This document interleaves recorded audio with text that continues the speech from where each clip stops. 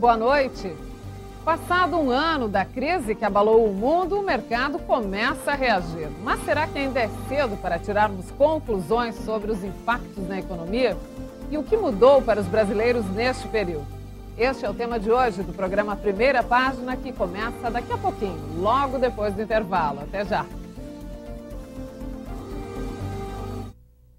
Acontecer, principalmente nos países emergentes, que são muito dependentes de capital externo. Então, no momento que as economias que até então eram o centro do mundo, e podem mudar daqui a pouco, têm um abalo desse tamanho, a primeira coisa que eles fazem é tirar o dinheiro da onde tem risco, que foi aonde os países emergentes, como o Brasil, foi o momento onde esses países sofreram mais, que foi no final do ano passado, em outubro e novembro do ano passado. Mas de lá para cá muita coisa já mudou. Viram que esses países que sofreram mais, os emergentes, tinham feito o dever de casa em termos de políticas econômicas e políticas fiscais, estavam mais seguros para sustentar essa crise da economia que foi mais lá fora do que aqui, e começa a se recuperar de forma mais consistente do que os países de lá. Quer dizer, Francisco, por que o Brasil não sentiu tanto, né? Como fala o Daniel, é um país emergente também, exemplo de China, Índia. O que foi? Qual foi essa fórmula aí do Brasil que nós não sentimos tanto essa crise? O Brasil e os países emergentes de forma geral, os BRICS que a gente fala, Brasil, Rússia, Índia e China não sentiram muito a crise porque eles já vinham se preparando, principalmente o Brasil. Muito capital externo, justamente por isso, como o Daniel falou, que foi a principal causa de a gente entrar na crise. Mas o Brasil não sentiu tanto porque ele estava preparado. Políticas fiscais, principalmente feitas pelo Banco Central, muito criticado antes da crise por conta das medidas protecionistas e por conta das elevadas taxas de juros.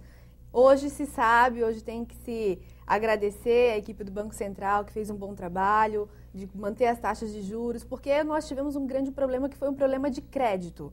As pessoas tinham medo, não queriam mais tomar crédito. E porque todo mundo falava e cobrava do Banco Central. Bom, vamos diminuir as taxas de juros para estimular o crédito, mas não ia fazer com que a confiança dos investidores retornassem. Então, seria muito mais interessante deixar como estava e diminuir, por exemplo, o compulsório dos bancos ou fazer com que os investimentos externos voltassem. E o Banco Central soube fazer isso muito bem. Por isso que eu acho que a gente, e o consenso dos economistas em geral, acredito que o Brasil foi o último a entrar na crise e o primeiro a sair justamente por conta das políticas internas muito bem acertadas. E, Daniel, o que mudou, na verdade, no comportamento, né, do brasileiro, do catarinense, né, no meio dessa crise? O que ele aprendeu? O que ele tira de lição num momento como esse? Eu acredito que ele tenha aprendido, ou vai começar a aprender daqui para frente, a fazer mais poupança.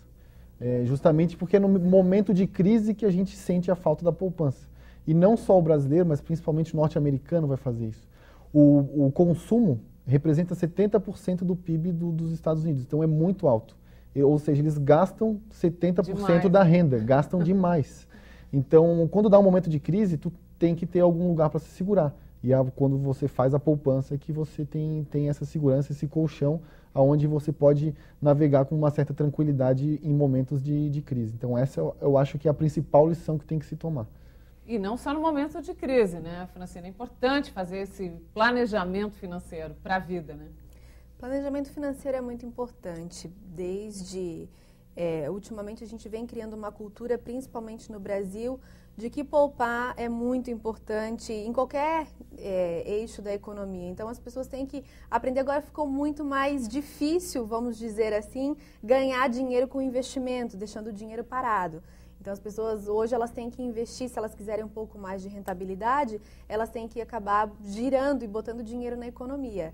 Então, acaba que elas precisam escolher diferentes formas de investimentos. Agora, a nossa poupança vai ser tributada. Exatamente. Eu queria até a opinião de vocês, né? Até R$50 mil não existe esse não, imposto, mas isenta, a partir desse valor... Sim, a partir desse valor, acima do que, por exemplo, se investiu R$60 mil, vai ser tributada em R$10 mil, não em 60 mil. Mas, mesmo assim, 22,5% é bastante imposto em cima da poupança, é bastante taxação. Então, a pessoa precisa fazer agora muito mais um planejamento financeiro do que antes, porque antes era muito fácil. Era simplesmente deixar o capital imobilizado para você ter taxas de juros muito atrativas e por isso que a economia parava. Então, eu acredito que agora o motorzinho econômico vai funcionar justamente por isso. As pessoas estão tirando o dinheiro da poupança, estão botando na economia, estão abrindo lojas, estão abrindo empresas, porque é muito mais atrativo do que deixar o dinheiro parado numa poupança ou num investimento não tão rentável assim. Essa é uma dica importante também, diversificar, Daniel? Diversificar é sempre importante. Claro que a gente não pode diversificar ao ponto de ter tantos investimentos, uma quantidade tão grande de investimento que a hora que a gente ganhar em um deles, ele não vai significar, não vai ter uma representatividade muito alta dentro do nosso capital. Mas é sempre importante diversificar. A pessoa não precisa nem ir todo para a poupança, nem todo para a bolsa.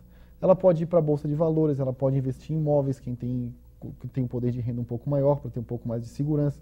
Ela pode ir para a renda fixa. Então, desde que ela diversifique, e até nesses mercados, ele pode fazer diversas subdiversificações, diríamos assim. A pessoa vai para a bolsa, ela tem N setores que ela pode entrar. A pessoa vai para a renda fixa, ela tem N produtos